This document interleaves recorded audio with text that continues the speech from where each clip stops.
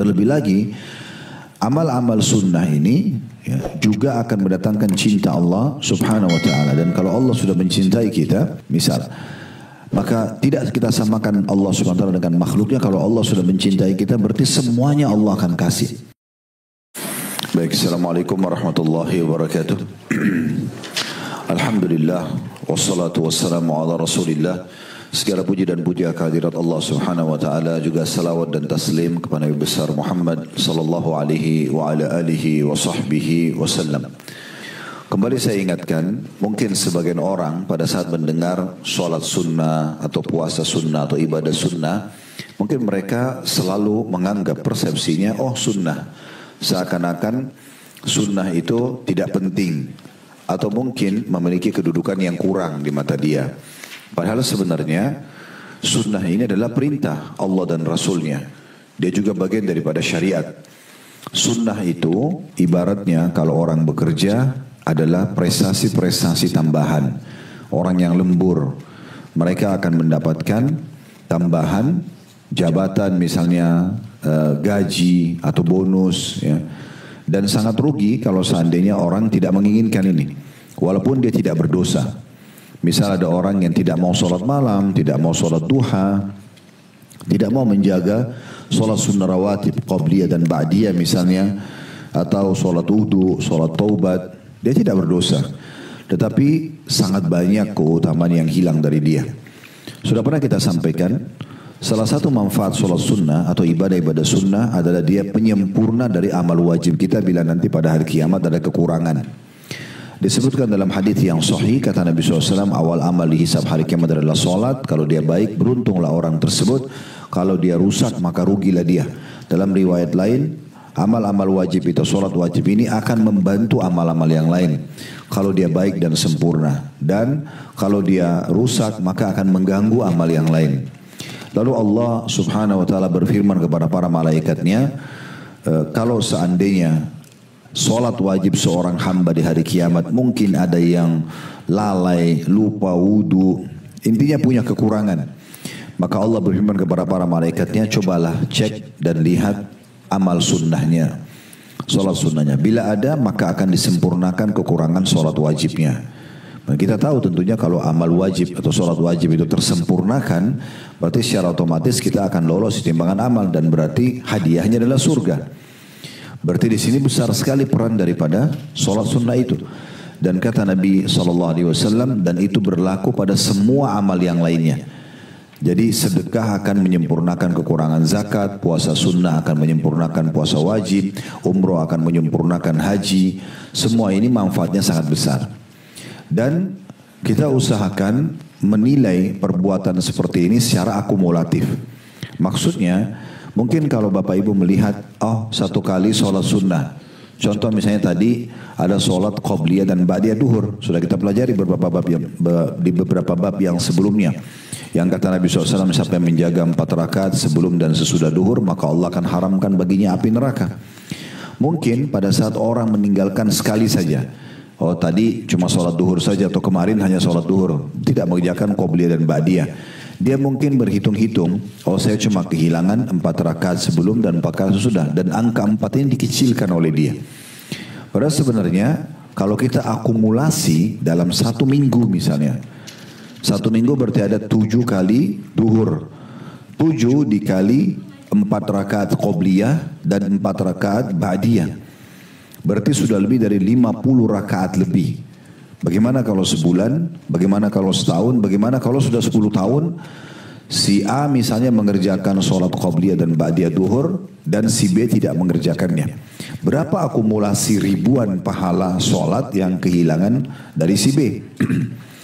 Itu baru kita bicara satu jenis sholat qabliyah dan ba'diyah duhur. Bagaimana kalau seseorang itu memang lalai, dia tidak mau mengerjakan, maka dia kehilangan sholat sunnatul fajr, kehilangan sholat duha, kehilangan sholat qabliyah ba'diyah duhur, kehilangan sholat qabliyah asar yang kita pelajari pada pertemuan kita yang sebelumnya, kehilangan qabliyah dan ba'diyah serta maghrib dan isya, belum kehilangan sholat tahajud dan witir misalnya, tahiyat masjid, taubat, wudu dan sekian banyak. Maka akumulasinya terlalu banyak, karena memang kita ini hitungannya nanti akumulasi, ya. di hari kiamat nanti di timbangan amal adalah akumulasi semua perbuatan kita. Baik itu perbuatan baik ataupun perbuatan buruk gitu ya. Jadi sayang sekali. Akan sangat beda derajat dan balasan bagi orang yang sama umurnya. Tapi yang satu rajin ibadah dan dikejar semuanya mau sunnah ataupun wajib. Yang satu hanya pas-pasan dengan wajib saja. Tentu yang pertama jauh lebih besar pahalanya dan juga derajatnya di sisi Allah Subhanahu wa taala. Terlebih lagi amal-amal sunnah ini ya, juga akan mendatangkan cinta Allah Subhanahu wa taala. Dan kalau Allah sudah mencintai kita, seperti apa sih kira-kira kalau rasionalnya ya, kalau ada seseorang yang kita cintai dari manusia atau manusia itu mencintai kita, seperti apa kira-kira interaksi kita dengan dia atau dia kepada kita?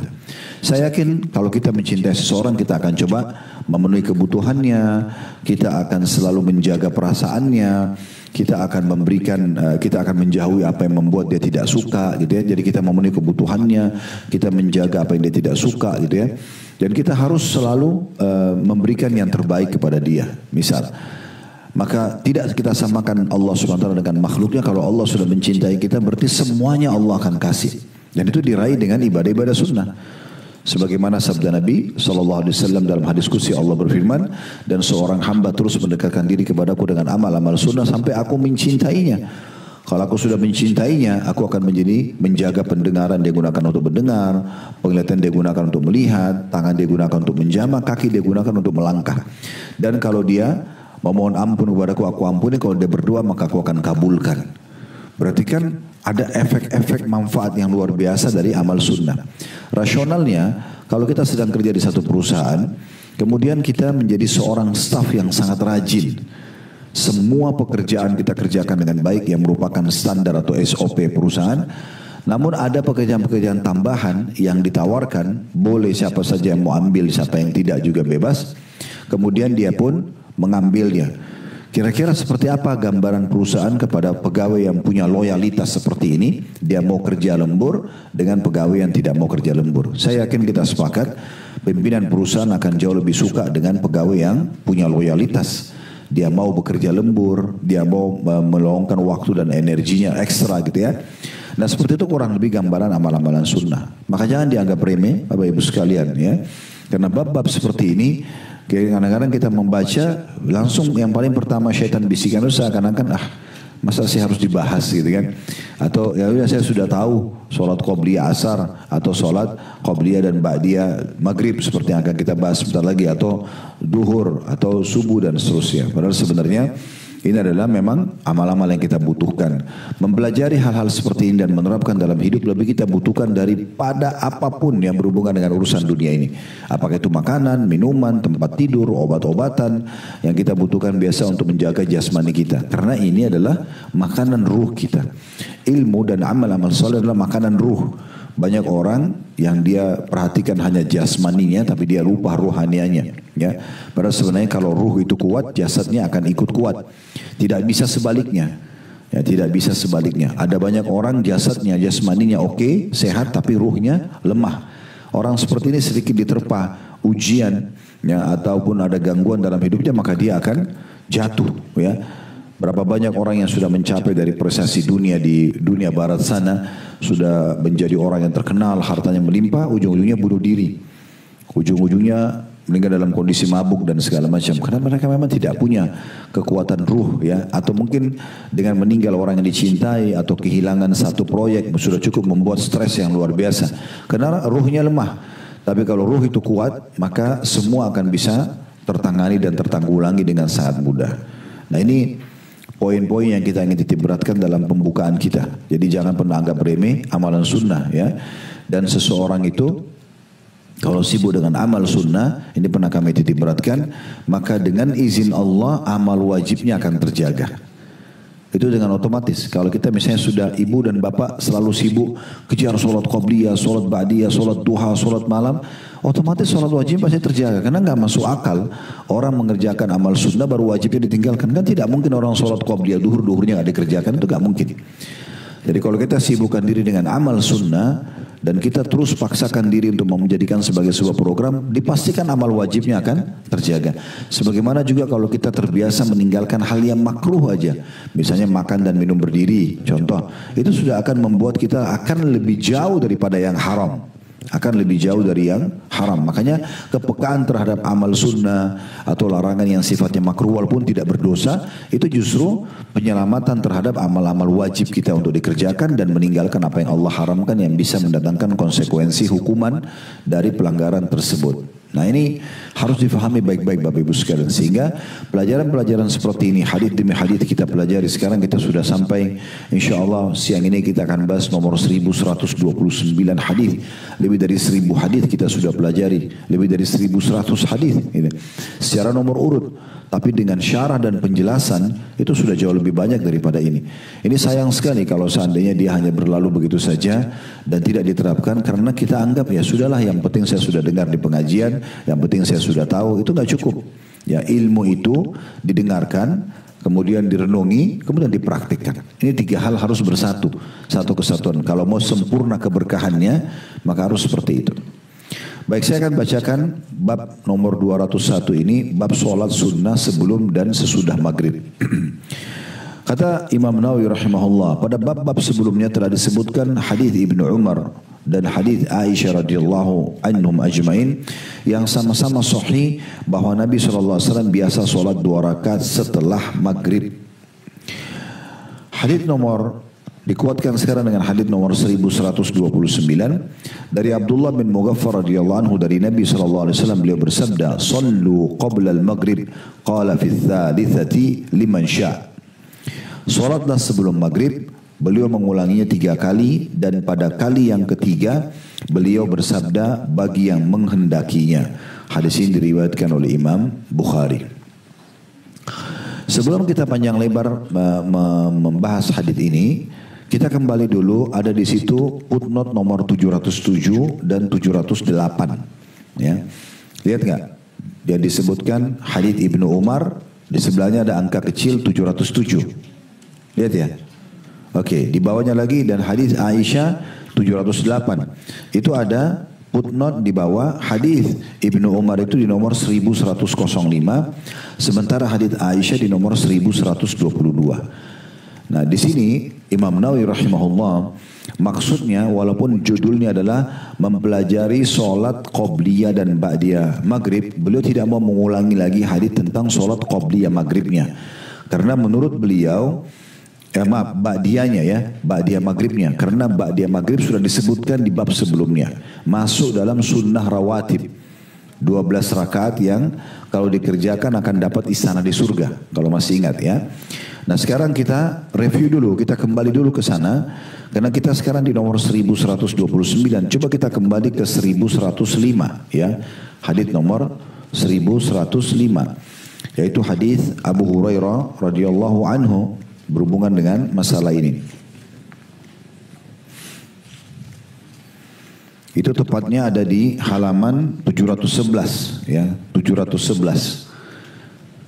Ada nomor 1105 hadisnya dari Ibnu Umar radhiyallahu anhuma, beliau berkata, "Shallaitu ma'a Rasulillah sallallahu alaihi wasallam raka'ataini qabla adh-dhuhri wa raka'ataini ba'daha wa raka'ataini ba'da al-jum'ah wa raka'ataini ba'da al-maghrib wa raka'ataini ba'da al-isya."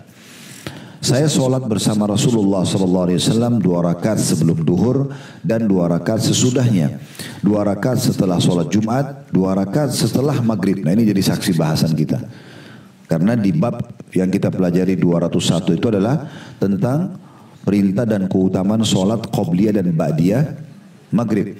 Jadi beliau menyinggung bahwasanya yang khusus ba'diyah maghribnya sudah disinggung di hadis Ibnu Umar di nomor 1105. Inilah hadisnya. Karena ada singgungan tentang keutamaan sholat ba'diyah maghrib. Begitu juga dengan hadis Aisyah, di situ dikatakan hadis Aisyah ini radhiyallahu anha di nomor 1122 ya. Itu ada di halaman 717. 1122 berbunyi dari Aisyah radhiyallahu anha, beliau berkata, "Kana Nabi sallallahu alaihi wasallam yusalli fi baiti qabla adh-dhuhri arba'an, thumma yakhruj fa yusalli bin nas, thumma yadkhulu fa yusalli rak'atain, wa kana yusalli bin nas al-maghrib, thumma yadkhulu fa yusalli rak'atain, wa yusalli bin nas al-isha, wa yadkhulu baiti fa yusalli rak'atain." Nabi SAW biasa sholat, kata Aisyah radhiyallahu anha, sebelum duhur sebanyak 4 rakaat di rumahku. Kemudian keluar lalu sholat mengimami orang-orang, kemudian masuk rumah dan sholat 2 rakaat. Dan beliau mengimami orang-orang melaksanakan sholat maghrib. Nah ini jadi saksi bahasan kita karena kita sedang bahas ba'diyah maghribnya, ya. Lalu beliau mengimami orang-orang sholat maghrib, lalu masuk ke rumah dan sholat 2 rakaat. Berarti ba'diyah 2 rakaat, ba'diyah maghrib. Dan beliau mengimami sholat isya, lalu masuk rumah dan juga sholat 2 rakaat. Nah ini yang dimaksud, kita kembali ke footnote tadi ya. Saya ulangi di bab nomor 201, bab sholat sunnah sebelum dan sudah maghrib. Kata Imam Nawawi, pada bab-bab sebelumnya telah disebutkan hadits Ibnu Umar, tadi sudah kita baca.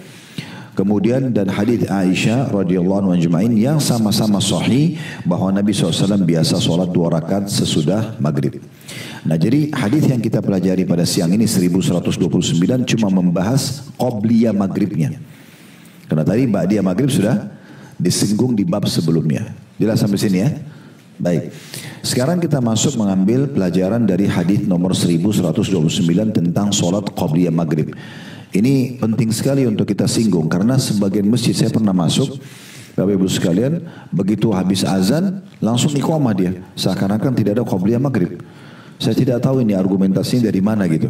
Sementara hadis menjelaskan tentang adanya sholat qobliyah maghrib itu, lihat bisa dilihat di sini diriwayatkan oleh Imam Bukhari. 1129 diriwayatkan Imam Bukhari, artinya hadis yang sahih ya. Dan jangan luput dari kita ini. Usahakan tetap bisa kita kerjakan. Dan agar kita tidak ketinggalan sholat-sholat, saya sudah berikan masukan dari pertemuan-pertemuan kita sebelumnya. Jadikan momentum sholat ini, pertemuan dengan Allah Azza wa Jal, adalah momentum yang terpenting dalam hidup kita. Sehingga Bapak Ibu jangan selalu anggap remeh, mepet-mepet. Nanti sudah azan, baru wudu.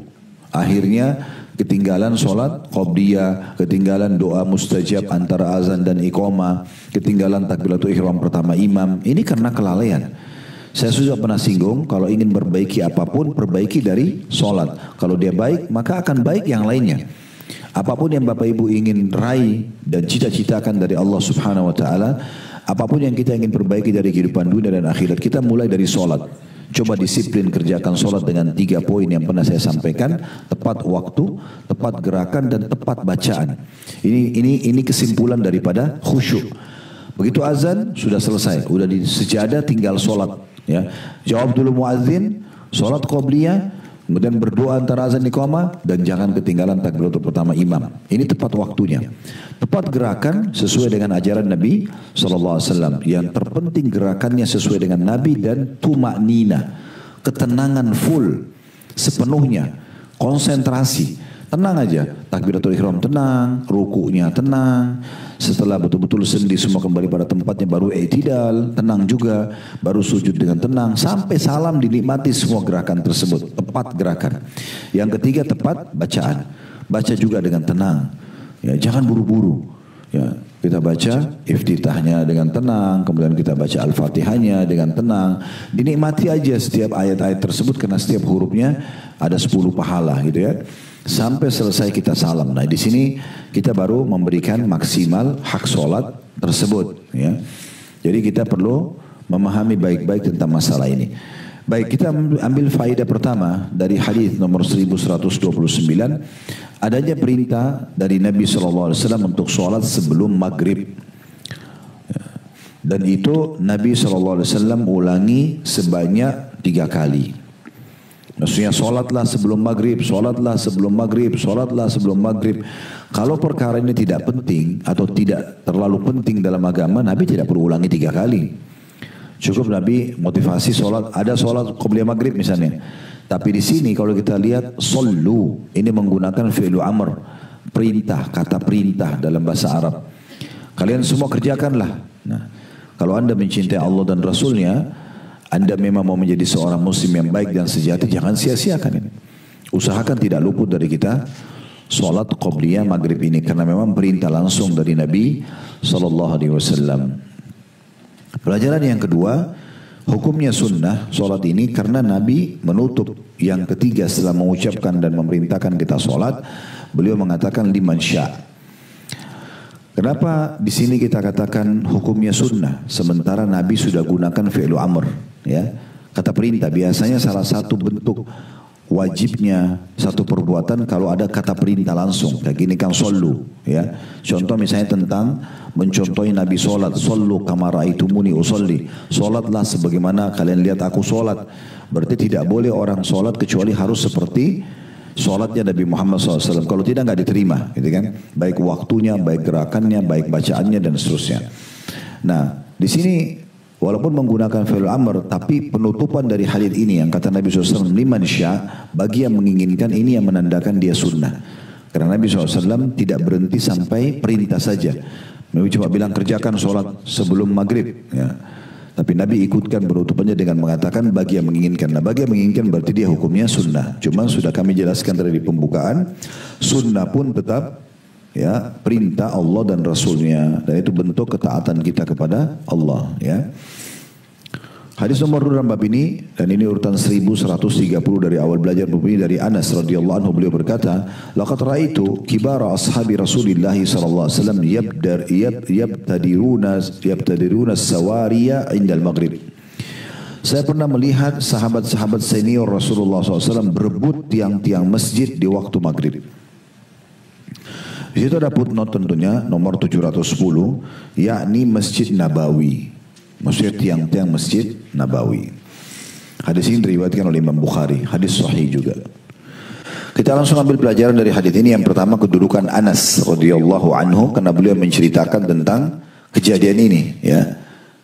Jadi di sini beliau mengatakan, saya setiap kali habis azan maghrib, saya menyaksikan sendiri bagaimana para sahabat Nabi berlumba-lumba menghadap ke tiang-tiang Masjid Nabawi. Tujuannya untuk sholat, maksudnya sholat qobliyah. Jadi begitu selesai azan langsung sholat qobliyah. Berarti menandakan mayoritas sahabat mengerjakan masalah ini, ya. Ini kedudukan Anas radhiyallahu anhu karena beliau menyampaikan kepada kita ini.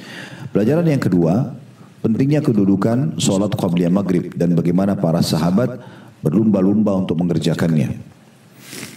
Pelajaran yang ketiga, pentingnya seseorang mempraktekkan sunnah-sunnah Nabi sallallahu alaihi wasallam dalam hidupnya. Di sini bagaimana sahabat berlumba-lumba mengerjakan sunnah ini, berlumba-lumba mengerjakan sunnah ini. Dan memang ciri khas mereka, ya. Bagaimana para sahabat Nabi ini tidak pernah Nabi ucapkan satu ucapan atau mencontohkan dengan sikap beliau kecuali mereka berlumba-lumba untuk mengerjakan, ya.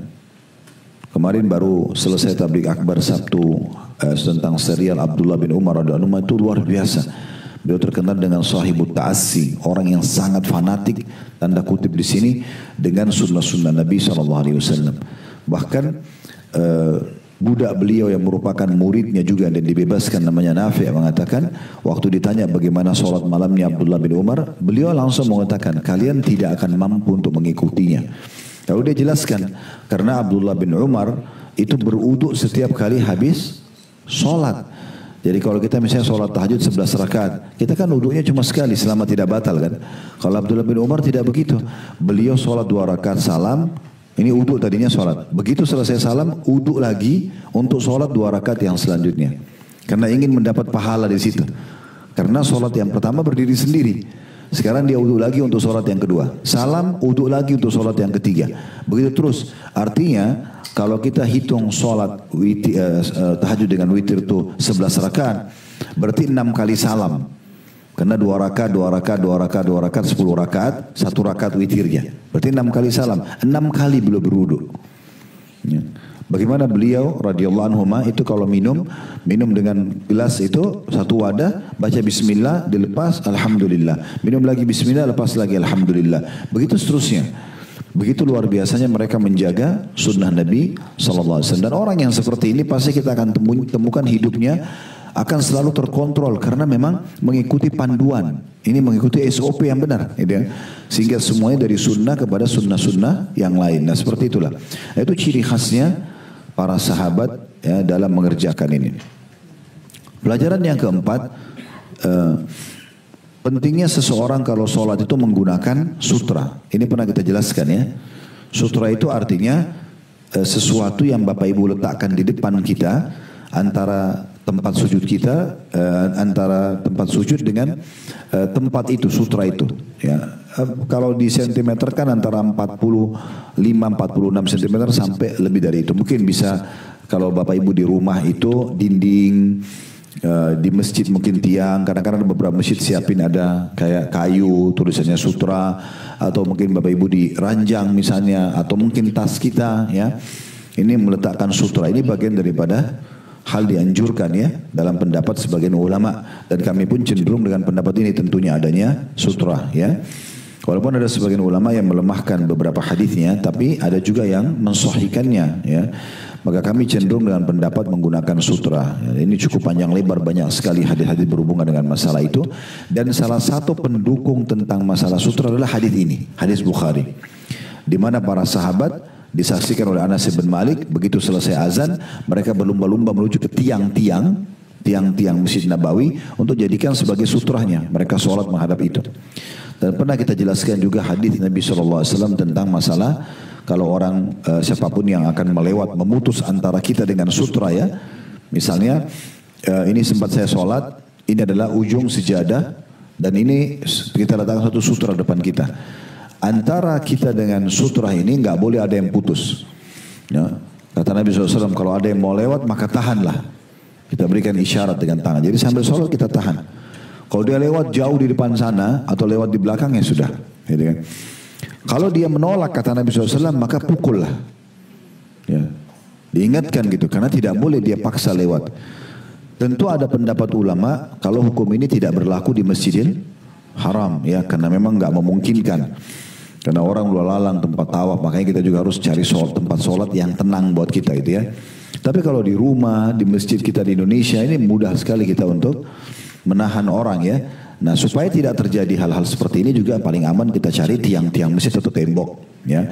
Sehingga kita memang aman dari tempat orang lalang. Tapi memang sunnah Nabi SAW itu kita tahan mereka.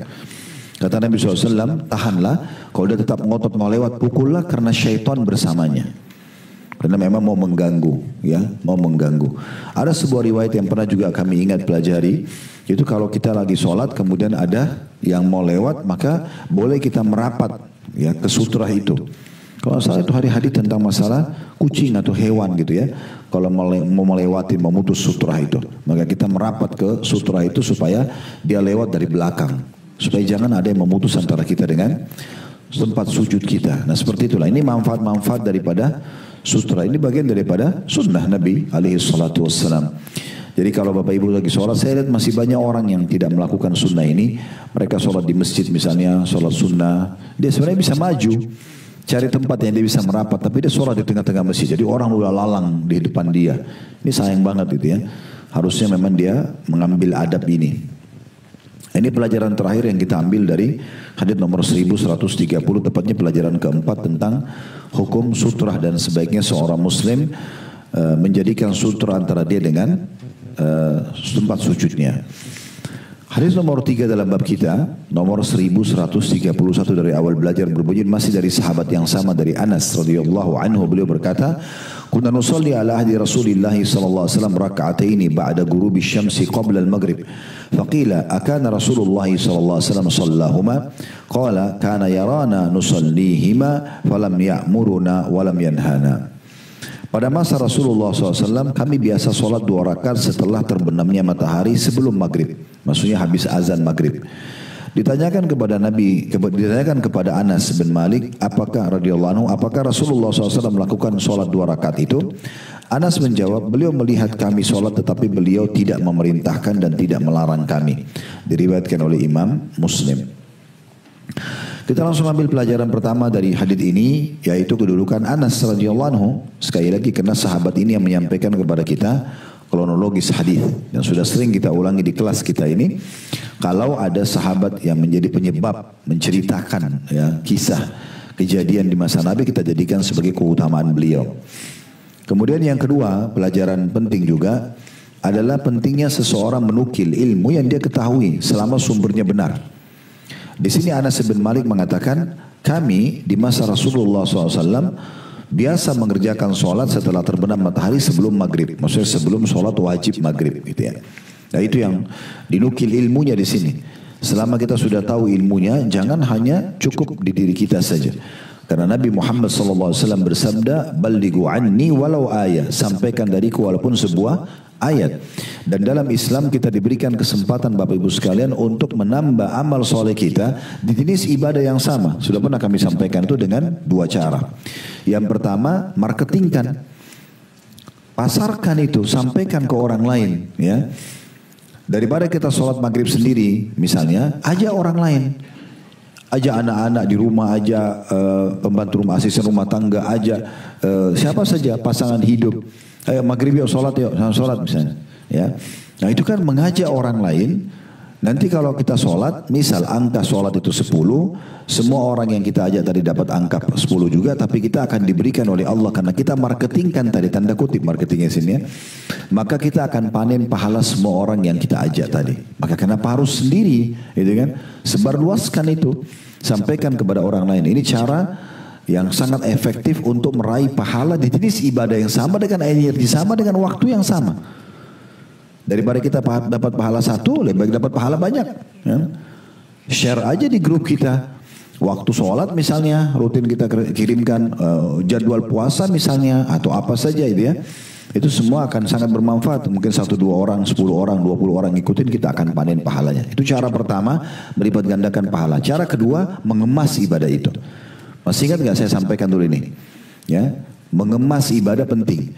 Beda pahalanya antara orang yang mengemas ibadahnya dengan tidak mengemas. Contoh orang bangun sholat malam, dia bangun, ya udah saya bangun jam 3, setengah 4, udah saya sholat malam aja deh. Dia tidak niatkan sebelumnya, ya udah dia sholat dengan kondisi dia aja. Misalnya ibu-ibu ada mukena, maaf belum dicuci seminggu. Ya udah pakai itu aja misalnya. Sejadah, cari sejadah mana, ada sejadah pakai, nggak ada sejadah udah nggak apa-apa gitu kan.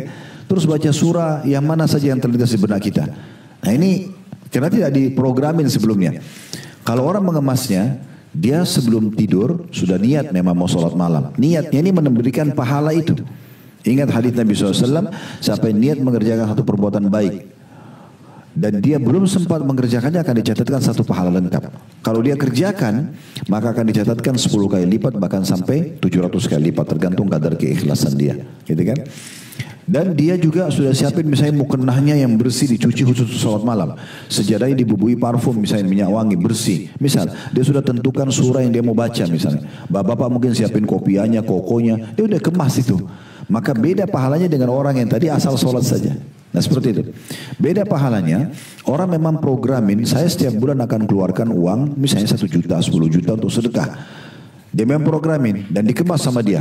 Dia cari yayasan terbaik, dia kalaupun dia kasih uang cash, dia cari uang yang masih baru misalnya yang akan dikasih, dibandingkan itu beda pahalanya dengan orang yang kebetulan dia memang tidak niat sedekah, lewat di jalan dia lihat ada orang miskin lalu dia ambil dari dompetnya atau tasnya uang berapa yang ada dikasih aja sama dia. Beda dengan orang yang tadi memang mengemasnya, memang dia siapkan uang itu yang terbaik dan memang dia target harus mencari orang-orang miskin tersebut. Nah ini kan kemasannya namanya. Kemudian pelajaran yang ketiga, bolehnya seseorang bertanya tentang sebuah ilmu, ya. Misal ada yang mengatakan, saya melihat guru saya, Syekh Fulan, Kiai Fulan misalnya, pernah sholat duha di masjid dekat rumahnya 2 rakaat.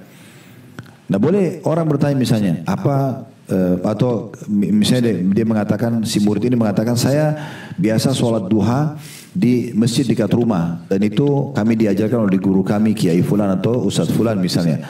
Kemudian ada orang yang bertanya, apakah guru anda juga mengerjakannya?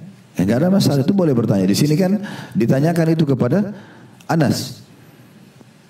Waktu Nabi SAW, waktu Anas menceritakan bahwasanya kami di masa Nabi SAW biasa sholat qobliyah maghrib, maka pertanyaan orang yang mendengarkan, akana Rasulullah SAW sallahuma, apakah Nabi SAW juga mengerjakan 2 rakaat itu? Pertanyaan ini dibolehkan dalam Islam, ya, karena kita boleh bertanya, gitu ya. Misalnya ada orang, boleh kita tanya, dia bilang misalnya, ayo kita sholat tahajud yuk, Tak apa-apa kita tanya. Apa Anda sudah mengerjakan sholat malam itu? Boleh kita tanya. Gak ada masalah. Karena kan dia menyebarkan ya. Dan kita kalau ditanya, saya pernah bilang, perbedaan riya dengan tidak riya, ditanya atau tidak ditanya. Kalau Anda ditanya, tidak ada hubungannya sama riya. Kita ditawarin makan, makan yuk, puasa enggak? Kita masa bilang, oh kalau saya jawab saya puasa ini riya. Orang lagi ditanya. Riya itu nggak ditanya, iklan ya, saya lagi puasa nih misal. Nah itu riya, tidak ada jelas, tidak ada hubungannya. Tapi kalau ditanya, Bapak Ibu tadi mau ke sini, mau kemana? Oh kalau saya jawab pergi taklim di Martimbang nanti riya nih. Gimana caranya? Gak ada hubungannya sama riya. Oh saya mau ikut taklim, gitu kan? Diundang, gak ada masalah. Karena kita sedang ditanya ya. Kecuali memang dasarnya dia juga tunggangi itu untuk riya itu lain lagi. Tapi umumnya orang kalau ditanya itu dia menjawab tidak ada hubungannya sama riya. Riya itu biasanya kalau tidak ditanya, ya itu lebih dekat ke riya. Kita tidak vonis juga langsung riya ya. Tapi umumnya orang kalau tidak ditanya lalu dia ceritakan biasanya apalagi tanpa sebab itu lebih arah ke sana gitu ya. Jadi gak ada masalah kalau kita ditanya. Seorang guru mengajarkan, ayo sholat duha ini keutamanya dan gitu. Muridnya tanya, apakah Anda sudah kerjakan? Ya kan, sehingga kami juga praktekin gitu kan. Atau mungkin ada seorang murid lagi di sekolah disuruh sholat duha, praktek sholat duha, lagi pada sholat. Ada gurunya ngawasin.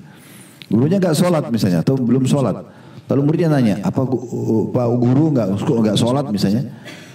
Penting dan kadang kalau ditanya jawab saja. Mungkin si guru sudah sholat tadi di rumahnya. Mungkin di awal waktu duha tadi. Oh tadi sudah sholat, Pak Guru sudah sholat tadi di awal waktu misalnya. Contoh kan gitu. Itu yang kita ambil pelajaran di sini. Itu pelajaran yang ketiga ya. Pelajaran yang keempat yang bisa diambil adalah di sini Anas radhiyallahu anhu pada saat menyampaikan Bapak Ibu sekalian, kana yarana nusallihima falam ya'muruna walam yanhana.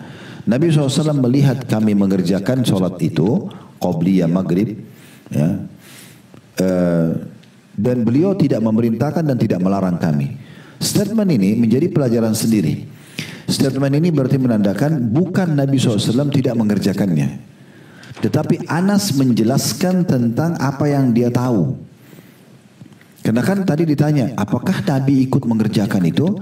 Maka Anas, dia tidak berani mengatakan, oh Nabi nggak kerjain cuma perintahkan kami. Atau Nabi kerjain sementara dia belum lihat. Ini kejujuran seorang muslim. Dia mengatakan, Nabi pernah melihat kami sholat, tapi saya juga tidak tahu dia kerjakan atau tidak. Gitu ya. Cuma beliau tidak perintahkan, maksudnya tidak diwajibkan buat kami dan juga tidak melarang kami. Itu adalah tambahan. Nah dari sini pelajaran bahwasanya ya, seseorang ya, boleh menjelaskan keadaan orang lain sesuai dengan pengetahuan dia. Tapi di sini seperti ini Anas bilang, setahu saya Nabi lihat kami tapi Nabi tidak perintahkan dan Nabi tidak larang. Anas tidak bilang Nabi nggak kerjain loh. Kenapa? Karena mungkin bisa saja sementara dia kerjakan sholat qobliyah, Nabi juga kerjakan. Dan kalau kita rentet hadis tadi yang kita sempat singgung di awal bab kita hadis Aisyah, bagaimana Nabi SAW itu umumnya mengerjakan sholat sunnahnya di rumah, gitu kan? Jadi bisa saja setelah azan Nabi SAW baru sholat Nabi ke masjid, sehingga pada saat sahabat lagi kerjaan sholat qobliyah maghrib, mungkin Anas tidak melihat Nabi kerjakan, karena Nabi sudah sholat tadi di rumahnya. Dan dalam beberapa riwayat disebutkan Nabi SAW itu sering kali kalau keluar mengimami sholat itu sudah iqamah, menjelang iqamah. Jadi beliau masuk masjid itu langsung Bilal iqamah. Karena memang beliau sudah mengerjakan. Jadi keadaan di sini bukan berarti Nabi tidak mengerjakannya. Makanya Anas mengatakan Nabi melihat kami. Mungkin maksudnya Nabi pas masuk masjid kami lagi kerjaan sholat, Nabi lihat kami. Tapi Nabi nggak perintahkan, nggak larang. Artinya di sini bukan diwajibkan dan boleh saja tidak dikerjakan juga gitu ya. Nah seperti itulah. Tapi di sini sekali lagi bukan berarti Nabi tidak mengerjakannya, karena penyampaian tentang perbuatan Nabi SAW ini ada yang Nabi katakan kerjakan dalam bentuk perintah, tapi mungkin tidak dinukil Nabi kerjakan langsung atau tidak. Ada yang Nabi kerjakan secara sikap perbuatan, tapi Nabi tidak sebutkan tentang keutamaannya. Ada begitu keadaan-keadaan, tapi tentu kita bersangka baik dan bahwasanya Nabi SAW pasti mengerjakan semua perintah Allah, karena beliau adalah suri tauladan. Jadi bisa dikatakan tidak ada perintah Allah Subhanahu Wa Taala kecuali Nabi SAW yang pertama mengerjakannya. Karena Allah berfirman, kabura maqtan indallah an taqulu ma la taf'alun. Sungguh berat di sisi Allah kalian mengucapkan apa yang kalian tidak kerjakan. Maka pastinya Nabi SAW dalam prasangka baik kita sebagai umat beliau mengerjakan semua perintah tersebut. Ya. Baik, hadis terakhir dalam bab kita ini, hadis nomor 1130 dan ini hadis nomor 4 di dalam bab kita.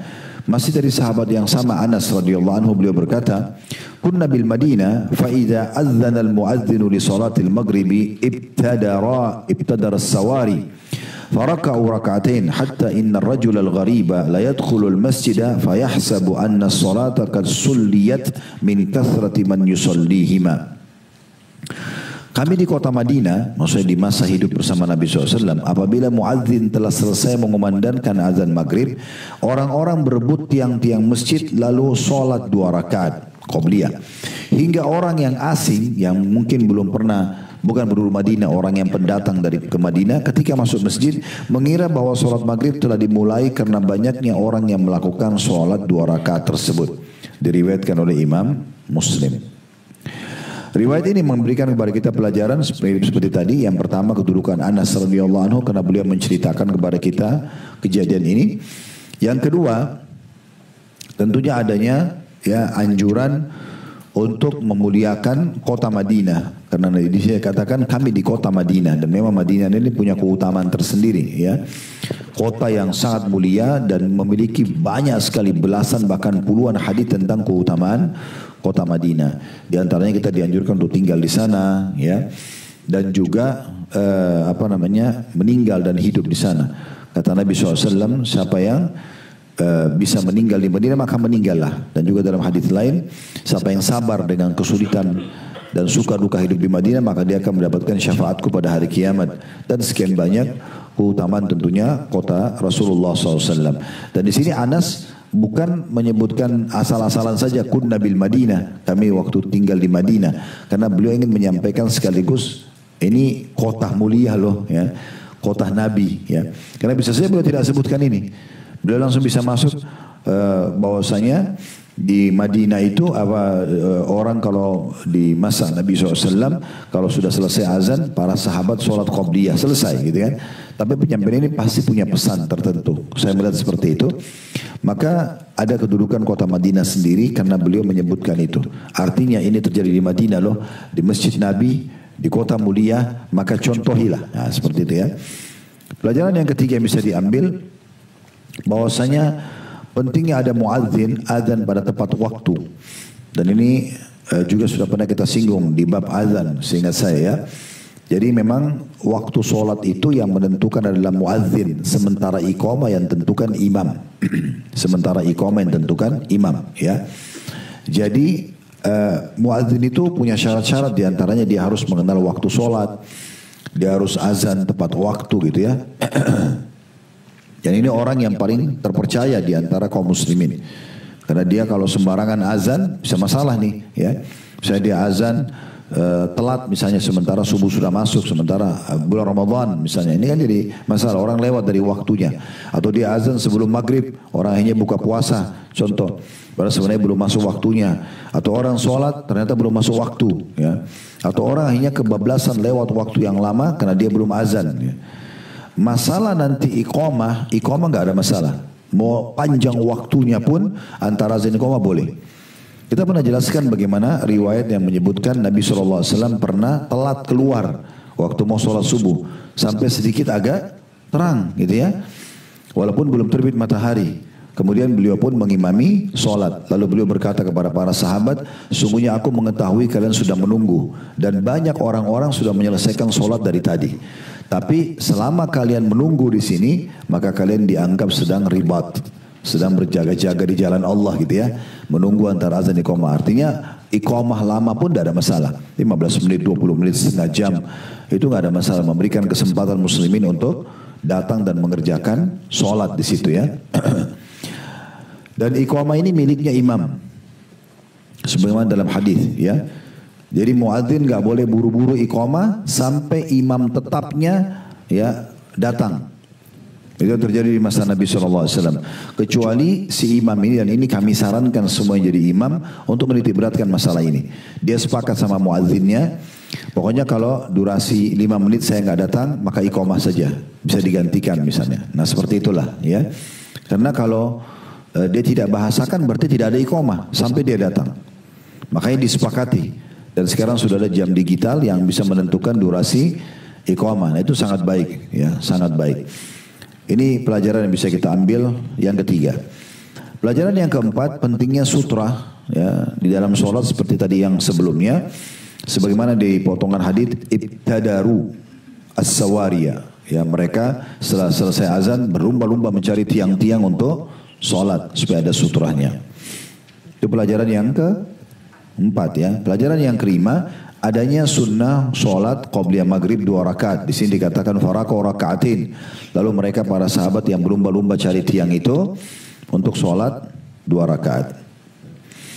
Kemudian pelajaran yang keenam ya, bahwasanya sholat sunnah ya ini dianjurkan untuk dikerjakan, termasuk orang yang sudah rutin kerjakan atau orang yang baru kerjakan. Di sini perkataan Anas bahwasanya kalau ada orang asing yang masuk ke Masjid Nabawi, dia mengira sholat maghrib sudah diiqamahkan karena ramainya orang yang mengerjakan sholat tersebut. Artinya kalau kita misalnya mau cari tiang, ternyata tiangnya sudah dipakai orang lain sholat, kita bisa sholat di sebelahnya. Waktu itu saking ramainya orang kerjakan sholat qobliyah sampai semua saf itu penuh, seperti sholat maghrib sudah diiqamahkan, padahal sebenarnya semua sedang sholat sunnah ya gitu. Ini berarti menandakan mereka sangat peduli dengan sholat itu tentunya. Baik, sekarang kita pindah ke bab nomor 202. Ini ada sebuah hadis saja tentang masalah bab sholat sunnah sebelum dan sesudah isya. Penulis mengatakan atau Imam Nawawi rahimahullah, dalam bab ini terdapat hadis Ibnu Umar radhiyallahu anhu yang telah disebutkan sebelumnya. Shallaitu ma'an Nabi SAW raka'ataini ba'da isya. Saya sholat bersama Nabi SAW 2 rakaat sesudah isya ya. Dan hadis Abdullah bin Mughaffar radhiyallahu anhu, baina kulli adzanaini shalah, di antara setiap 2 azan ada salat. Hadis muttafaqun alaih, itu diriwayatkan oleh Bukhari dan juga Muslim ya. Nah hadis ini ya menjelaskan kepada kita memang ada salat ba'diyah isya. Ini kembali kepada hadis Ibnu Umar yang tadi, yang sebelumnya ya, yang di nomor 1102 tadi kalau tidak salah ya. 1105 maaf. Jadi itu menandakan ada solat ba'diyah isya, dan dia masuk dalam hadis yang menjelaskan sunnah rawatib 12 rakaat yang kalau dikerjakan sehari semalam akan mendapatkan istana di surga. 2 rakaat sebelum subuh, 4 rakaat sebelum duhur, 2 rakaat sudah duhur, 2 rakaat sudah maghrib, 2 rakaat sudah isya. Ini 12 rakaat dikenal dengan sunnah rawatib yang dapat istana di surga ya. Ini sudah sering kita ulangi hadisnya tentunya. Kata Nabi SAW, siapa yang menjaga 12 rakaat sehari semalam, Allah akan bangunkan baginya istana di surga. Nah di sini tinggal dikuatkan dengan sholat qobliyah. Nah khusus qobliyah isya, Bapak Ibu sekalian, tidak ada penyebutan lafaz khusus seperti qobliyah maghrib tadi. Kan kalau qobliyah maghrib kan kita pelajari tadi 4 buah hadis, umumnya disebutkan tentang ada perintah untuk itu. Nabi bilang sholatlah sebelum maghrib, sampai 3 kali Nabi ulangi kan gitu. Kalau isya, qobliyahnya nggak ada penyebutan seperti itu. Tetapi ulama menarik umumnya hadis ini, yang hadis yang kita sebutkan di bab nomor 202, yang hadis Abdullah bin Mughaffar radhiyallahu anhu, baina kulli adzanaini shalah. Di antara azan dan iqamah selalu ada solat sunnah. Nah ini ditarik kepada solat qobliyah isya. Ya. Kita langsung ambil pelajaran dari hadis ini tentunya, dan kita langsung masuk ke hadis Abdullah bin Mughaffal radhiyallahu anhu. Pertama kedudukan Abdullah bin Mughaffal radhiyallahu anhu karena beliau menyampaikan kepada kita tentang riwayat ini. Kemudian yang kedua, adanya sholat sunnah yang dikerjakan di setiap antara azan dan iqamah, dan hadis ini sudah mewakili semua azan dan iqamah. Kita langsung sholat qobliyah. Berarti semua sholat wajib ada qobliyahnya gitu ya. Subuh, duhur, asar, maghrib, isya semua ada qobliyah.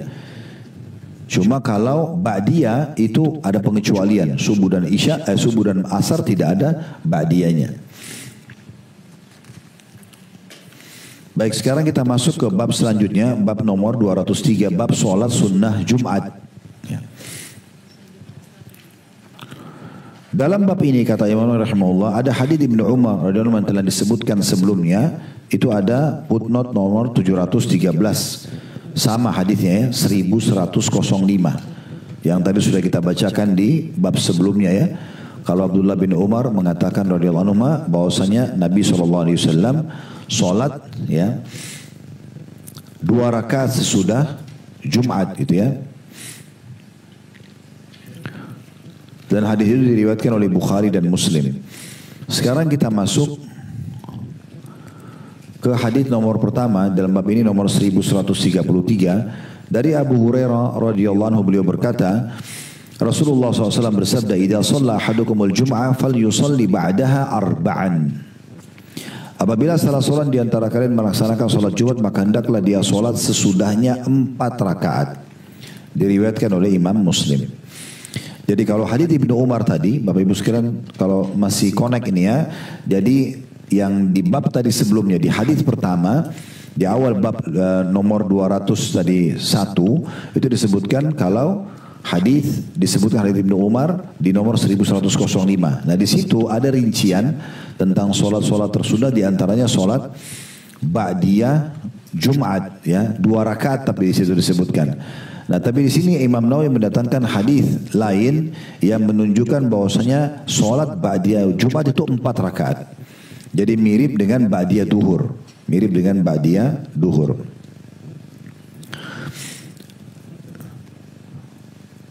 Kemudian hadis nomor 1134, saya akan gabungkan 2 hadis ini sekaligus kita ambil faedahnya nanti ya, karena cuma 2 buah hadis ini dalam bab kita. Dari Ibnu Umar radhiyallahu anhuma, anna Nabiy sallallahu alaihi wasallam kana la yusalli ba'da al-jum'ah hatta yansarif fa yusalli rak'ataini fi baitihi. Bahwa Nabi SAW tidak sholat sunnah setelah Jumat hingga beliau pulang, lalu sholat 2 rakaat di rumah beliau. Bahwa Nabi SAW tidak sholat sunnah setelah Jumat hingga beliau pulang, lalu sholat 2 rakaat di rumah beliau. Hadis ini riwayat Muslim. 2 buah riwayat ini memberikan pelajaran kepada kita. Yang pertama, adanya sholat ba'diyah Jumat. Ba'diyah Jumat. Dan memang belum ditemukan ada sholat khusus namanya Qobliyah Jumat ya, riwayatnya. Tapi ada hadis yang lebih umum yang berbunyi, siapa yang datang di hari Jumat kemudian dia sholat yang telah disyariatkan untuknya, kemudian dia mendekat dari imam dan dia dengarkan khutbah, maka akan diampuni dosanya gitu ya. Tapi di sini lebih cenderung ulama hadis mengatakan ini adalah sholat tahiyat masjid, bukan Qobliyah Jumat. Ya, lebih cenderung itu penjelasan tentang sholat tahiyat masjid. Ini pendapat tentunya ya yang mayoritas ulama pegangi, dan ini yang kami pegangi.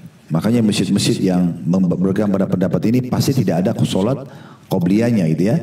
Orang kalaupun datang, laki-laki datang sholat Jumat, biasanya mereka tinggal sholat tahiyat masjid lalu duduk ya, menunggu khatib. Khatib naik, azan, langsung ya dilanjutkan khutbahnya. Lanjutkan khutbahnya. Itu yang dicontohkan oleh Nabi SAW.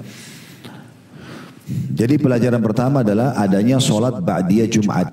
Cuma memang dari beberapa riwayat ini, riwayat Ibnu Umar tadi nomor 1105, kemudian riwayat nomor 1134 menyebutkan bahwasanya sholat ba'diyah cuma 2 rakaat. Riwayat nomor 1133 menyebutkan 4 rakaat. Maka yang paling aman adalah seseorang muslim sholatnya 4 rakaat. Sehingga dia menggabungkan semua hadis ini. Karena kalau dia sholat 4 rakaat berarti hadis yang 2 rakaat sudah didapatkan keutamaannya. Namun kalau dia kerjakan cuma 2 rakaat berarti hadis nomor 1133 ini tidak bisa didapatkan keutamaannya. Kalau Nabi SAW mengerjakan Jumat itu 4 rakaat gitu ya. Kemudian pelajaran yang kedua yang bisa diambil, ini pelajaran pertama adanya sholat ba'diyah Jumat. 2 buah riwayat, sekali lagi nomor 1105 hadits Ibnu Umar radhiyallahu anhu dan hadits nomor 1134 menyebutkan ba'diyah Jumat 2 rakaat. Hadits nomor 1133 menyebutkan tentang 4 rakaat. Maka kami sudah bahasakan tadi, sebaiknya seorang muslim peduli untuk mengerjakan 4 rakaat. Ibu-ibu tentunya kalau lagi umroh, lagi di Mekah atau di Madinah, Masjid Haram Mekah dan Masjid Nabawi tetap terbuka untuk muslimah sholat Jumat. Tapi hukumnya bagi ibu-ibu sunnah muakkadah, bukan kewajiban gitu ya. Artinya ibu masih bisa pilih Jumat atau duhur. Kalau sudah sholat Jumat berarti tidak usah duhur. Kalau tidak sholat Jumat berarti bisa sholat duhur. Kalau laki-laki nggak bisa, kecuali punya udzur. Ya, misalnya dia sakit, dia musafir, ya, itu baru dia bisa ganti Jumat menjadi duhur, gitu ya. Itu pun pendapat ulama ditekankan kalau dia hadir di lokasi itu dan ada Jumat, dia tetap kerjakan Jumat. Dianjurkan dia mengerjakan Jumat. Tinggal khilaf di antara ulama bagi musafir, apakah boleh menjamak Jumat dengan asar atau tidak boleh. Ini khilaf panjang lebar di antara ulama. Tapi kami cenderung dengan pendapat yang boleh menjamak antara Jumat dengan asar, gitu ya. Karena dalil yang disampaikan oleh ulama yang berpegang pada pendapat ini mengatakan tidak ada bedanya antara Jumat sama duhur, karena betul-betul Jumat itu pengganti duhur, maka hukumnya sama dengan hukum duhur.